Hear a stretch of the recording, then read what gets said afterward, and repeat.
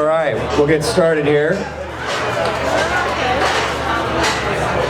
Let's go ahead and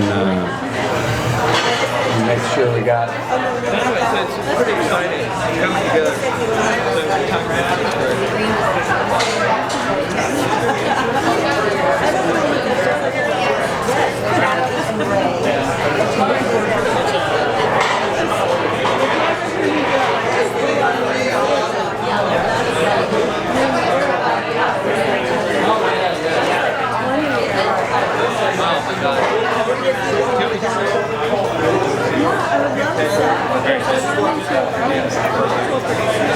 Okay, we're going to get started here. Can we quiet down here? Nice little crowd.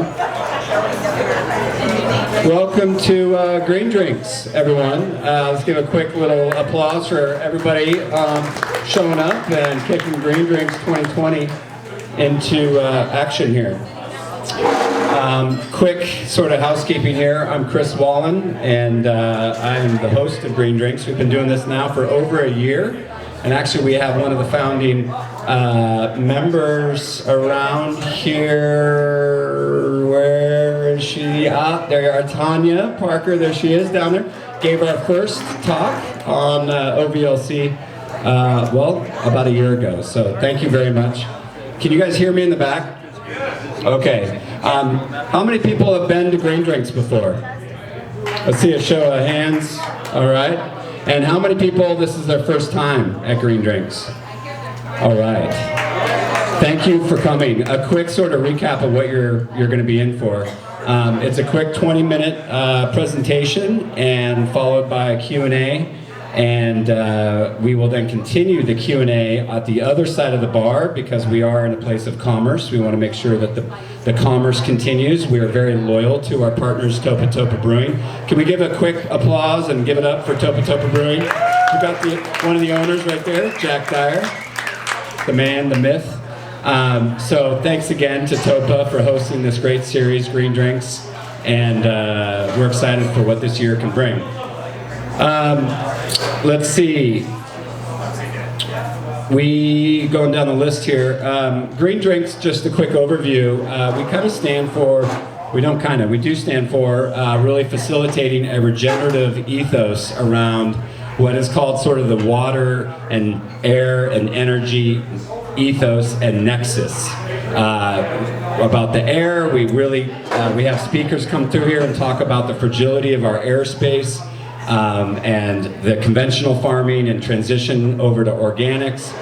We have folks like Andrea coming in to talk about the sensitivity of our water and how we need to capture that and what that really does for our resiliency. And then of course, renewable energy. We have folks talking about how can we get a more localized regenerative energy infrastructure with our critical facilities. How can we become a model for resiliency? So Green Drinks is about empowering that mission and identifying stakeholders and bringing people in. And one of my favorite sayings is a resilient community will be worth more in the future than a non-resilient community. And put more bluntly, a resilient community will survive longer in the future than a non-resilient community.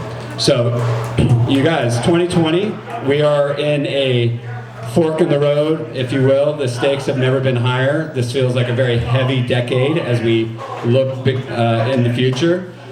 We, Ojai, we sit in a beautiful valley, a very fragile space, and we're either going to thrive in the new clean energy economy and the climate emergency economy, or we're going to appear vulnerable in the climate emergency economy. And so that's what we're about here. All of us are the change agents to push this forward about making sure that we thrive in this climate emergency economy. Do we all agree with that? Yeah. Because if we appear vulnerable, it's a trickle-down effect where people move away. People don't move here as much. It's harder to get jobs here. People move away. You can't then run a business here because you can't get employers to come and find people to work here. And it starts to just have a trickle-down effect. And flip side of it is, if we're thriving, we've got solar everywhere, we've got a regenerative airspace, we've got electric vehicles. You got to park your gas car at down in Oakview, sorry Oakview, but you got to park it here. Only electric shuttles and bikes. And how about this? How about what's the bike messengers? What are they called? Bike carriers? Couriers. Imagine that, where it's just bikes and pedestrians through the Ojai Valley, because what we see here is just a bunch of gas engine cars idling through Main Street. So anyway, that's what we're about. So announcements, I want to give a quick shout out to, in the news, some of the things that we've been responsible for, or at least associated with. Seafrog, who came through here a couple months ago and spoke about what they're about. Climate's First, replacing oil and gas. And I don't know if you saw in the news, but the Petrochem site just was that application that was going to turn it into a parking lot for greasy vehicles has just been withdrawn, and the site has been purchased by a consulting company, a brownfield consulting company that's main charter is cleaning up brownfield sites, and they're going to clean it up and probably, I would imagine, have a better prospectus for selling it to the new buyer. So thank you to John Brooks and all the appeal. I think it was 18 organizations that got together and appealed that. So let's give it up for Seafrog. And yeah, thank you, John.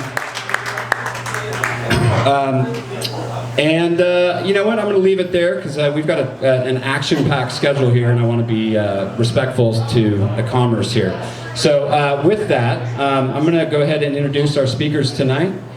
We've got Dr. Andrea Neal from Primary Water Solutions. Thank you very much. And then we also have a special guest, a write-in candidate. As most of us know, Trevor Quirk is here to say a few words. Let's give it up for Trevor. And with that, I will take it away. Thank you. Hi. Can you guys hear me? Yeah. Okay, so what I've learned over the years is you've got to start with a little bit of fun. So the first thing we're going to do is a round of applause for ourselves. And a seal of approval. Okay, now I got you guys a little bit relaxed on a really hard issue. So today we're going to talk about water, and as all of you know, that water's been extremely contentious here in the Ojai Valley over the last few months, and for a lot longer than that.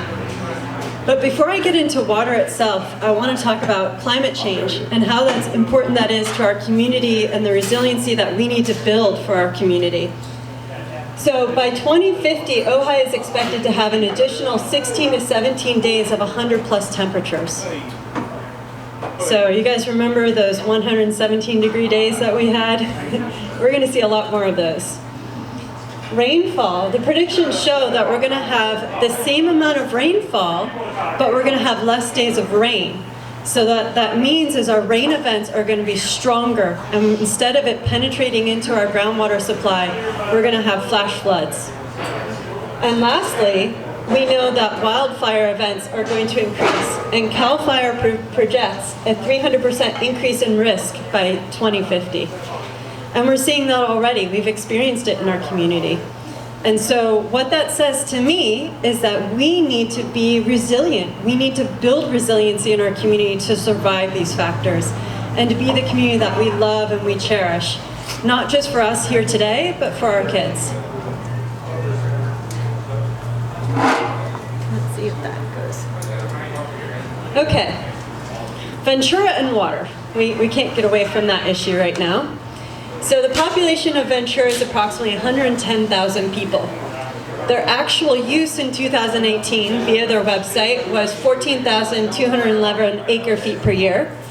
Their predicted demands for 2020 were 16,573 acre-feet, and in 2030, 18,055. I don't think they're going to reach those numbers because they say they're in no conservation mode. And as you can see on the left here, I put where their supplies are coming from. A majority, about 45%, is coming from Ojai. So we're a big portion of the water going to them. And when you look at the amounts that they're getting and the current supplies in 2019, one of the things that really points out to me is the Ventura River Foster Park area, which we hear a lot about. And what is really interesting about that area is the underground diversion dam that you see there that was built in 1906. It's 975 feet wide, it's 60 feet deep, and it's quote unquote abandoned. However, I don't know how you abandon an underground dam, but it's abandoned. And the water from that is being backed up. It's doing exactly what it's supposed to do. It's backing up the groundwater supply, and it's coming back into our Foster Park area. Today, the water table level at Foster Park is 14 inches from surface. And what that tells us is we're just not managing our water resources appropriately. We're extracting from areas too deeply where we shouldn't, and we're not extracting enough from areas and regions that really need it. Ventura, the city of Ventura. So fish and water. This is one of the big contentious issues that's been going on right now. So the city of Ventura settlement said that when they flow less than 4 cubic feet per second, they will shut down one well. That's 2,898 feet. So if you go back to the other slide, the water that's available now by the city of Ventura, based on their numbers, is 1,440 acre feet that they could put directly from those Foster Park wells. Steelhead only need to have clear access to the ocean about every 3 to 5 years, is what some of the experts are saying, but we have some experts in the back, so if you'd like to ask them today, I'd really be happy to get some clarification on that. Steelhead trout, the temperature from climate change impacts the steelhead trout populations. We're really lucky that in this region that the steelhead trout are of a variety that can handle higher temperatures, but with these higher temperatures coming and the current existing higher temperatures, the time frame that they have to be able to go from open ocean and up into our waterways doesn't exist. Populations, unfortunately, of the steelhead trout have declined drastically. They consider there's only 500 left in the adult population in the Pacific at this moment in our region. And combined annually in the last 50 to 75 years. One of the major contributors to the loss of steelhead trout in this region was Lake Casitas. The Casitas Dam completely cut off the main waterway that the steelhead trout traditionally went up for spawning, and it's gone. I don't know if anyone has walked, Coyote Creek lately, but it doesn't really exist. It's basically a swamp at this point. And that goes back to not maintaining our creek systems. We're not doing enough to monitor, manage, maintain, continue with what we have in our agreements of releasing water for our waterways. We're just not doing enough to maintain our creeks and our water systems. So the slide you can't see very well there is on the population density of the steelhead trout that have actually been seen in the Ventura River. And since we have experts here today, you should ask them about it. But it's been very dwindling numbers. In 1991, they saw 14 to 25 adults. But by 2006 to 2009, they were seeing about 2.5 adults annually. So unfortunately, in this region, for a number of reasons, we have decimated the population. State Water Project, you guys hear about that a lot, right? And how it's going to provide the security that we need. Well, guess what? It's not. I wish it would, but there's a number of reasons why it won't. Presently, 70% of our water in California comes from Northern California. So all of the 23.8 million people living in Southern California are desperately reliant on the State Water Project. Northern California is now heading into a drought period. So where's that water going to go? 700 miles down to Southern California? Not when people are desperately needing it. Then there's the additional aspect of the California aqueduct system goes across the San Andreas Fault.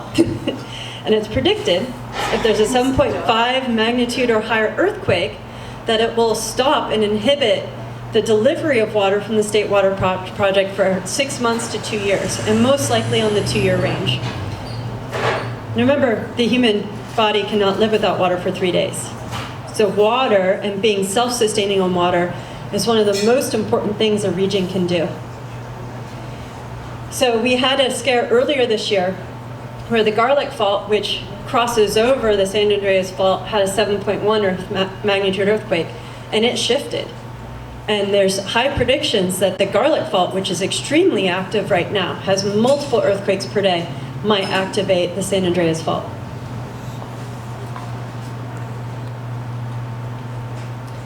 So Governor Newsom, the other thing we hear about is Ventura had to sue us. They had to sue us over the water because they had no choice. Well, the state put together some really important legislation. The first was SGMA in 2014, the Sustainable Groundwater Management Act. And the reason that is so important is it takes all of the stakeholders into consideration. Old water law is people before agriculture and open spaces. And the city of Ventura unfortunately wants us to go back to old water law. People before agriculture and open spaces. Our region depends on our open spaces and our agriculture. In 2019, he also directed the California Natural Resources, California Environmental Protection Agency, and the California Department of Food and Agriculture develop a water resiliency portfolio.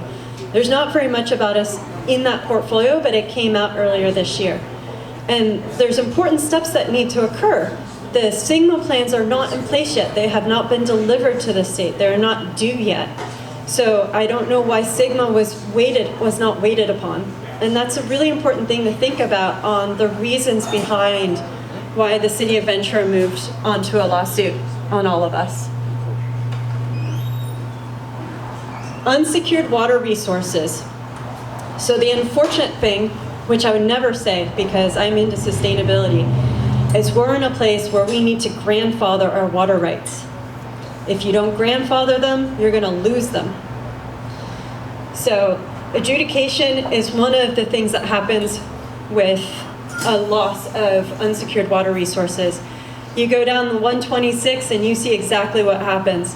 You have all of these housing that went in on the 126. It's very low value housing. It's taken out agriculture in that region. It's decimated. Every time I go through there, there's a new development that's rising up. More expensive water. We can't control our water rates if we don't secure our water resources. Water rationing, lower allocations. You think your grass is brown now? Just wait, it's going to get really brown. Lower water quality. The less we use it, the less that it's flowing through, and we're going to have an accumulation of contaminants in our water sources. Higher food costs. Anyone been watching the price of orange juice? I've been watching it. It's been rising dramatically over the last 2 years. Dying of our urban trees and landscape, loss of land and house values. If your house in your region is adjudicated, you are going to lose your land values. It's not as valuable if the person who wants to buy the property from you later can't do what they want with the property. Impacts on recreation and tourism. We depend on tourism in our region. It's a major part of our economy. We can't afford to have our green, beautiful spaces turn brown for a number of reasons, which we'll get into, like fire. Medical facilities and other businesses will have lower allocations. There's some businesses we know of already who couldn't get enough allocation of water to actually run their business, like coffee houses and breweries. Yeah. So this is a major impact on our businesses here in Ojai. Education. You know how many soccer players are out there? I know there's at least 2 of us. I like my green to be green. And then economic stability, widespread. You hit all of those places and the economic stability of the region falls. So the Ojai Valley and groundwater. Right now, the average extraction is about 5,000 acre-feet. But what is the safe yield in the valley? That's something that not anyone can really determine. And the reason for that is the monitoring wells that we've been using for monitoring aren't on any of our alluvial aquifer systems. An confined alluvial aquifer system, which there are about 9 through our region, are really important places to both place and to have water wells. And some of you that might have them, when you are in dry and drought seasons, they drop very little. They stay pretty consistent in your dry and your wet seasons. If a well is off of an aquifer system, it starts to go dry during the summer months. Think of it like a river base, right? You have the river rock, and water's always going to run downhill. It doesn't pool up like a lake. There's only one part in the state where I know there's actually an underground lake. And it will run downhill through these channels, confined on either side by layers of sand and silt that confine the layers. And then it continues. So we need to monitor that and understand it. And there is a subterranean discharge off the Ventura River. It's about 1,000 feet off the end of the Ventura River.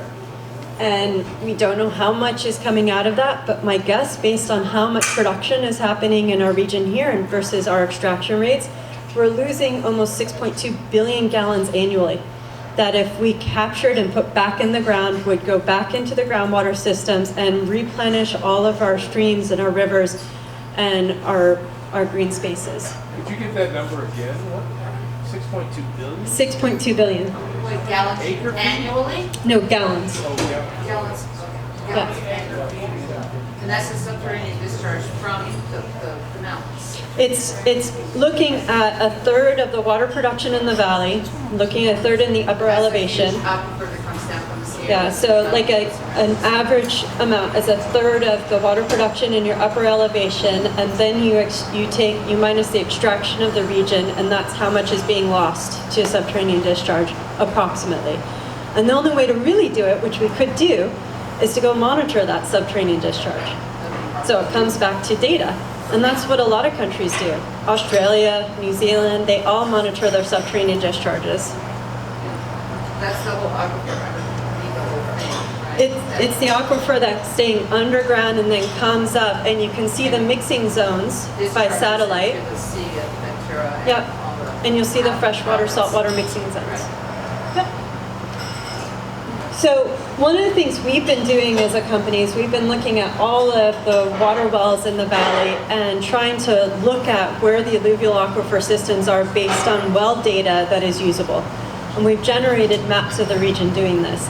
More work needs to be done, but we've done a substantial amount of it to know where some of the water supplies are and where we should put potential monitoring. Oh. And that goes back to, there. Real-time monitoring. Real-time monitoring is a really important part. Data is an important part for us to manage our resources appropriately.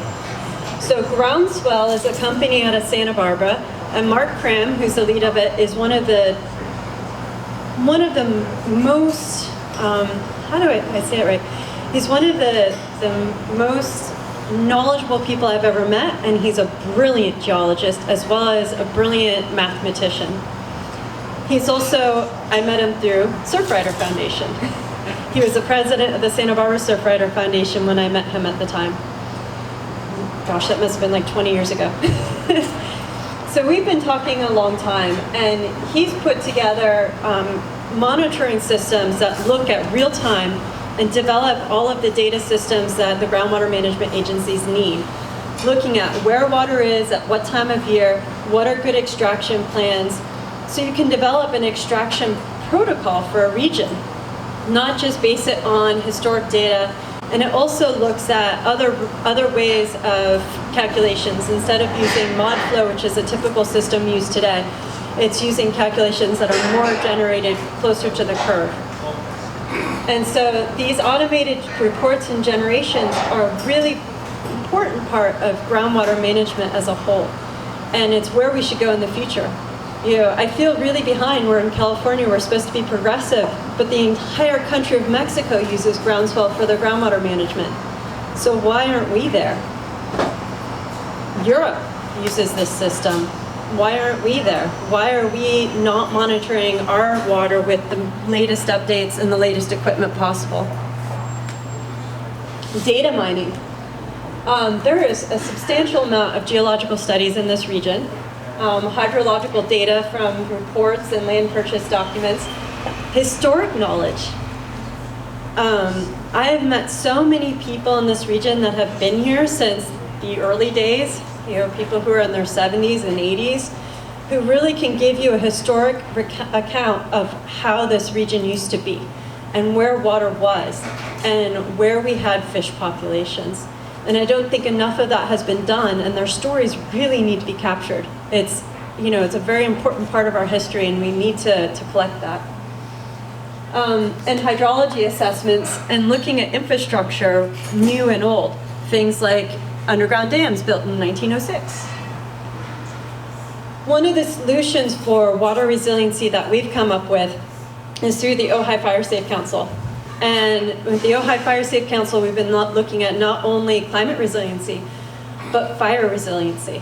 And one of the ideas we came up were these community disaster evacuation centers. And it turns out that a lot of our schools in the Ojai Valley have alluvial aquifer systems, confined alluvial aquifer systems that go through them. Some of them are in areas where we can get well permits now. Nordoff has a great alluvial aquifer system that goes through it. They had a historic well on site, which you were correct about. We have great well sites at Oak Grove School. We have great sites the upper Ojai region. And one of the things we thought about was, well, what if we put in new water wells at these locations? We put them off grid. We make sure they're on solar and battery storage. They're available for first responders in disasters like fire and evacuations.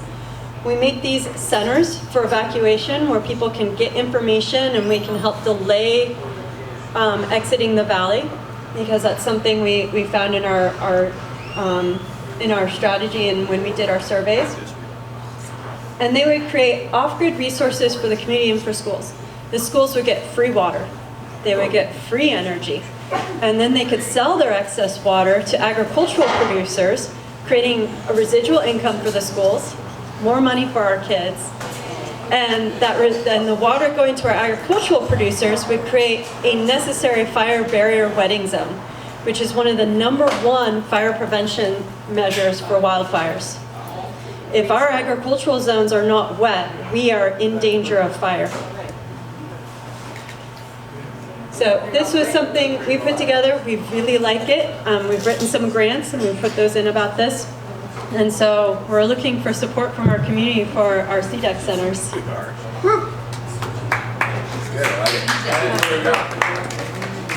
So just an overview of water security for the Ojai Valley.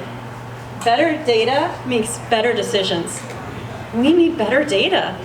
We're flying blind right now, and it's leaving us open to things like lawsuits and potential adjudications, and we're not extracting appropriately, and we're losing so much of our resource without making it go to use before it goes out to sea. We have real-time detection systems that we can put into place. They are available. We've gotten in-kind donations from Groundswell to do this, so hundreds of thousands of dollars that they're willing to put into our community. CDECs from the Ojai Fire Safe Council, these are things and solutions we can put into place and start securing resources for our schools and our community. And then we get into ocean-friendly and fire-friendly gardens. Conserving water is as important as finding it and utilizing it appropriately. So rainwater, conservation with our gardens, and there's lots of resources out there for us. Surfrider has a great ocean-friendly garden program. Require new developments to be part of water conservation and fire safety plans. So anytime someone wants to come in and build something new in our region, they need to adhere to these principles and to give money back to the community to secure these resources for us. And then development of dune technologies is always out there, but most importantly, make Ojai plastic, carbon, and water neutral. And then, to the next slide. Oh, sorry. And then, Did I get there? the most important slide is next. Oh, coming. All right. This is the most important slide right here. And the reason it's the most important slide is this is a man who cares about our community and he has never lied to us. Matt has lied straight to our face at every single meeting he's been at. His representatives had lied to us at every single meeting. I don't want that managing our county. So, you know where to write it in. All right, really quickly. We're not flying blindly anymore. Okay, I was sitting there listening to this, and I'm looking around the room, and I see in this room a bunch of leaders who are making things happen. And I wanted to recognize some of them. John Brooks from Seafrog, Bill Wyrick and his wife, Judy Nelson, Kathy Smith, raise your hand, Kathy, Chief of Staff of our campaign. If you have any questions, go to Kathy, not me, please. Robin Gerber from Seafrog. Tom Maloney from the Ojai Valley Land Conservancy. So listen, I'm really honored to be standing in front of you folks. There's more. Do you want to introduce Paul Jenkins and Ben Kitterly? Oh, I actually, Ben, I had your name written down, darn it. Paul and Ben. And you know what? I spoke with Ben today, and I was really, you guys know I get easily fired up. It doesn't take a lot. So one of the things that I think is very, very important, and was just said by Andrea, is our city government is constantly misleading us. And yes, I'm glad I'm saying this, because when you go to these meetings that are put on by the city council, and they say constantly that we are required by the courts to notice you, that is categorically untrue. It's false. Thank you. Not the same council Bill's on. Okay, they say we're required to notice you. That is not true. They were not required to file a lawsuit. Once they chose to file the lawsuit, of course they're required to notice you, because that's what the law says. If you sue somebody, like if I'm gonna sue Jack, I would never do that. But you gotta come and knock on his door and say, are you Jack? And then of course you have to give them notice. So that's the little play on words that always goes down at all of these city council meetings.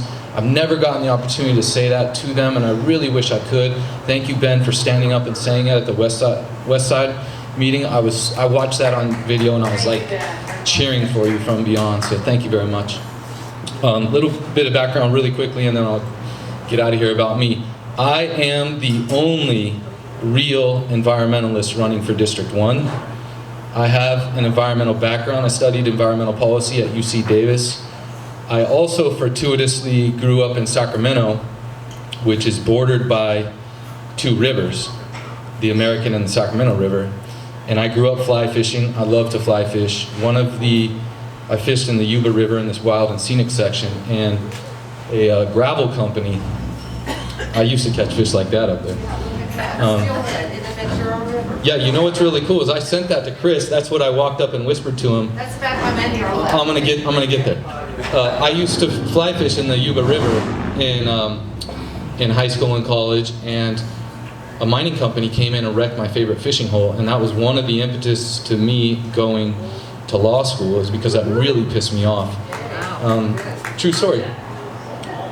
So when you consider environmental records, and I hear my opponent standing up at these rallies and these meetings and saying I'm endorsed by the Sierra Club and I'm endorsed by XYZ environmental organization, I hope you'll remember the real true environmentalist running for District 1.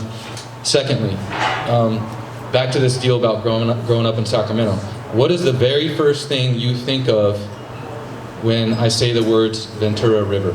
Somebody say it. Swimming. Anybody else? How about homelessness? Oh, yeah. That's Jack. That's what I think of. I rode my mountain bike from my house on Sulphur Mountain down the backside, hit that trail, and rode to my office in Ventura. And I cannot tell you how many homeless encampments I rode my mountain bike by. It's unbelievable what's down there. That's why you're there. You got water. Well, okay, but listen, and back to the story about Sacramento, being fortuitously growing up there, the Sacramento and American rivers used to look like the Ventura River, but the city and the county officials got together and they said, look, we've had enough. We're not going to stand for that anymore. They invested in their natural resources, which is something we should have been doing 20 years ago when they put the city on notice about this problem. It's something we're going to do now if you elect me as supervisor. And when you invest in your natural resources and you rejuvenate them, they not only produce stuff like that, but the people go there and they start swimming. Somebody said swimming. They start doing things like that. And guess what follows the people? Places like this beautiful brewery establishment. If you go to downtown Sacramento right now, they did exactly what we are going to do. They invested in these natural resources. The Bay Area money came in, and they totally revitalized that downtown area, and that's exactly what I think Ventura County should be doing it, and will be doing if I'm supervisor. So thank you very much. I've taken up enough time. I appreciate it, and I'll stick around. Thank you, Trevor. Good, volume done. All right, guys, that's it. We'll continue the conversation sort of at that end of the brewery, and we can mingle. Next month, we're going to have a talk from a few folks talking about the brush goats clearance of Ojai Valley. Chris Danch will be here, and you can talk to him about that. I should say it's community supported, but it's a good thing for everybody. And Ron Whitehurst wants to talk about, there is a Healthy Trees workshop on March 31st, and Ron is out here on information about it. Thank you very much. We'll see you next month. Let's give it up for Green Drinks.